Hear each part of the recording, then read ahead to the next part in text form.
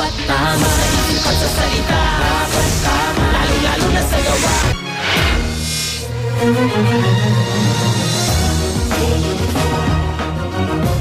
Kahit noong Sabado de Gloria ang opisyal na simula ng campaign period para sa lokal na eleksyon, pinagpaliban muna ng ilang mga kandidato ang pangangampanya upang magbigay daan sa pagninilay-nilay. Nagsimula na lang sila nga mag-ikot kahapon sa linggo ng pagkabuhay. May news to go si Rhea Santos.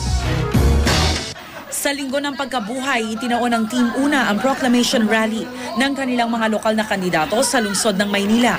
Magkakahawak at taas kamay na lumabas sa entablado ang tinaguriang tatlong hari ng Una Coalition, sina Vice President Jejo Marbinay, Senate President Juan Ponce Enrile at ang tumatakbong mayor na si dating Pangulong Joseph Estrada. Samantala, ngayong araw naman nakatakda ang proclamation rally ng partido ni na re-electionist Mayor Alfredo Lim at kanyang running mate na si Lou Veloso. Sa Cavite, maaga namang nag-ikot kahapon para mangampanya ang tandem ni na re-electionist Governor John Vic Remulla at Vice Gubernatorial Candidate Jolo Revilla. Hindi naman nagpahuli sa pag-iikot sa parehong bayan ng Silang ang kanilang mga kalaban na sina Gubernatorial Candidate Ayong Maliksi at kanyang running mate na si Jay Lacson.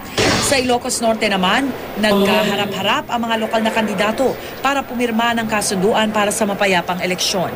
Pinangunahan ng COMELEC, PNP, Philippine Army at PPCRV ang Peace Covenant signing na idinao sa simbahan ng Lawag City. Samantala, nagbabala naman ng COMELEC sa mga lokal na kandidato. Paiigtingin na simula ngayong linggong ito ang kanilang pagbabantay laban sa mga paglabag sa campaign rules. Ayon kay COMELEC spokesman James Jimenez, ngayon pa lang daw may mga natatanggap na silang mga sumbong ng paglalagay ng campaign materials sa mga bawal na lugar. Rhea Santos, GMA News.